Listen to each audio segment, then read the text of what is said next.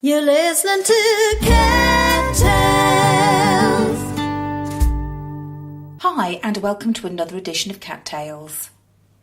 In her Twitter biography, the Grammy-nominated country folk artist Gretchen Peters confesses, "I turn found objects into songs." But when I chatted to her after her performance at the Cambridge Folk Festival, the Nashville Songwriters Hall of Fame nominee admitted that there was really a little bit more to her songwriting than that. Now, the stage next door was really rocking, but Gretchen was so terribly interesting I wanted to share the interview despite the noise. This is the one with Gretchen Peters. I'm sitting here with Gretchen Peters, straight off stage from Cambridge Folk Festival this year. Yeah. Well, the crowd seem to love you. You always get a good reception here in the UK. I do, and I'm so just grateful to audiences here. It's been, I think, 14 years I've been coming over now, something like that. Wow, you are always well received here, aren't you? It was just kind of a through the looking glass kind of a moment for me, because when I first came over, when my first record came out in 1996, I got such a different reception here than I did in the States. And, my record was marketed as a country record there, and it didn't work very well. And for some reason, when I came over to the UK, people just didn't care so much about the categories and the genre and all that. And I was really the perfect candidate for that sort of an audience, because I kind of tend to float between, folk and country and pop and even a little bit of jazz.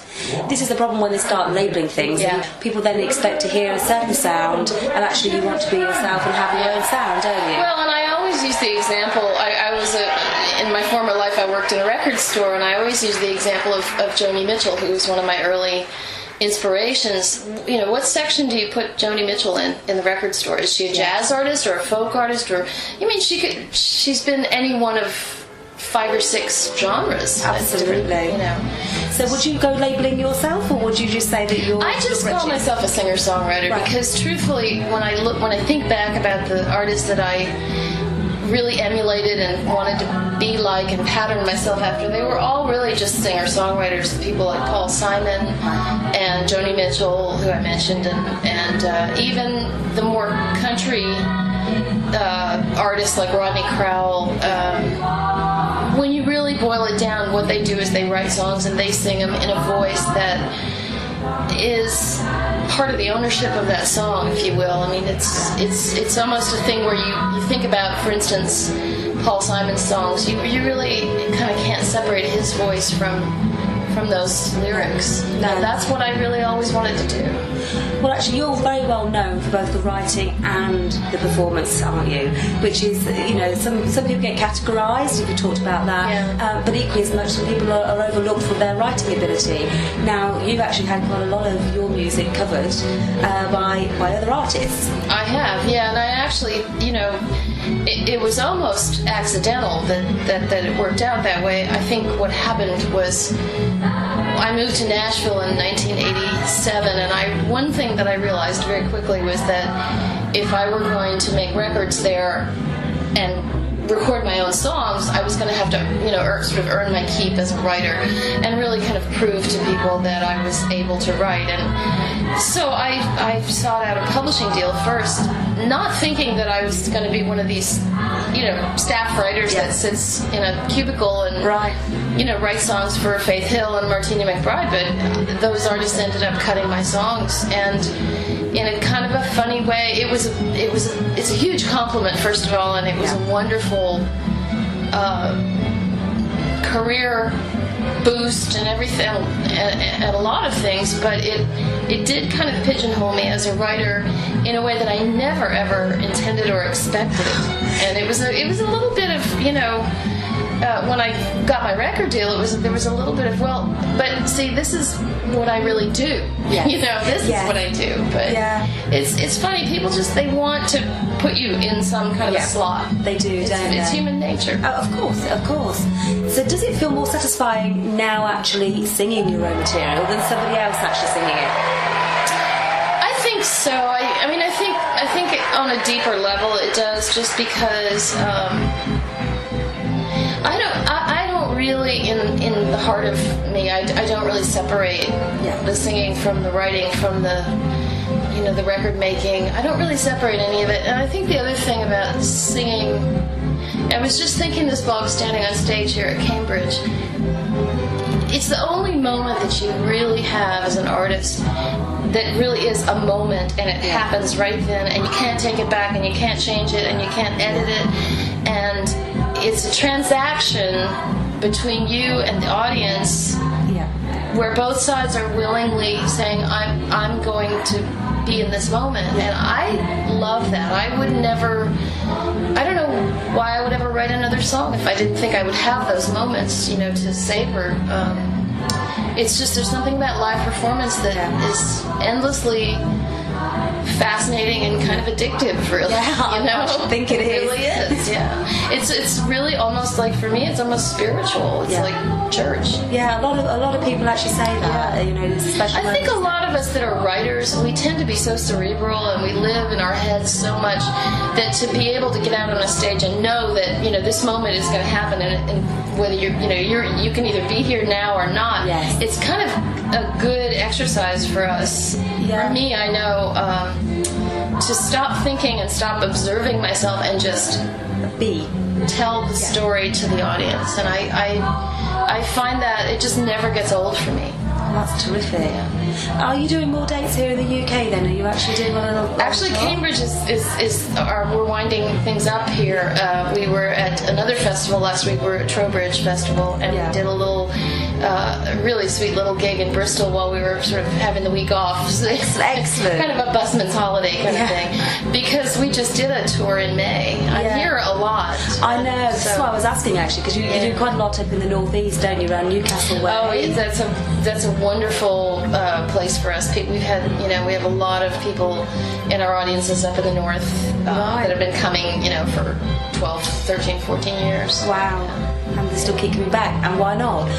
So tell me maybe about your album Circus, because that's actually all your greatest hits in a way. It is. It's a well, I actually hasten to say it's a best of, not a greatest hits, because I had a little more leeway to decide, what is the best of. And I really basically took 3 lists. I made 3 lists. One of them was the songs that I felt were really my best songs. Another one was, clearly the songs that had gotten radio airplay over here. And the third list was the songs that people tend to really request at gigs. And the 3 lists overlap, but not always. And I was very resistant at first to doing a record like this, because I really tend to be more future oriented, and I was much more interested in what I had that was new. But when I put all these songs together, the thing that really struck me was they hung together. There was cohesiveness that I didn't expect to find. Right. I guess I feel like my first album was so long ago, and I was so green and so kind of unformed, and I feel like, God, how are the songs from that record going to fit with the new things? But it was very pleasing and kind of illuminating to me that there was a cohesiveness to it. I thought, I think I actually sort of have known what I've been doing. Yes. I think I really was going down a path, and I'm still going down that path. Down that path. Yeah. You were talking on stage about collaborating there with Tom Russell, who's performed here as well. Yeah. What other collaborations are you involved in? Because that's a favourite of yours, isn't it? Well, I love working with artists that I love, and Tom is definitely one of them. I mean, I have tremendous respect for him as a songwriter. We made a record together, One to the Heart. I also have a collaboration that I'm very fond of with my two of my best girlfriends, Matresa Berg and Susie Bogus. We tour the UK. We've done 2 tours in the UK so far, in 2007 and 2009, as Wine, Women and Song. Yeah. And if you see the show, it's pretty obvious why. There's wine and women and song. And it's just been really, really fun. All 3 of us have had solo careers. All 3 of us, sort of have been there, done that. And so when we come together, and first of all, when we come together and sing, that was the big surprise to us, was how we really have an amazing blend, which no one expected. But the other thing, I think, is that we've all sort of been around the block enough that there's absolutely nothing but just joy and appreciation of each other, and we love singing. We don't get none of us get the chance to sing these 3-part harmonies in our regular day gigs, if you will. So we have a lot of fun with that, and so we'll be back in the UK in May of 2011 to do it again. There we go. Yeah. So that's a good combination then, with some good chemistry on stage. Well, I mean, the real struggle for us is to keep the show under 2.5 hours because we like to talk, and it's very it's very funny. There's a lot of humor. I always say it's kind of like being at an all-girl slumber party with better hair and makeup. But it's pretty much that's what it is, and it's just been a joy to do that. It's been so much fun to work with those girls and be on the road with them. Oh, brilliant. Yeah. Well, I will look out for that. So that's 2011. Yep. And thank you very much for talking to me. It's been a fabulous set here at Cambridge. It was brilliant. So, thank you so much. Lovely to hear you. It was so much fun. It was great. Love to see you, and we'll see you back here. Thank you very much. All right. Thanks. You've been listening to Cat Tales. To listen again to this and other tales, go to cattales.co.uk.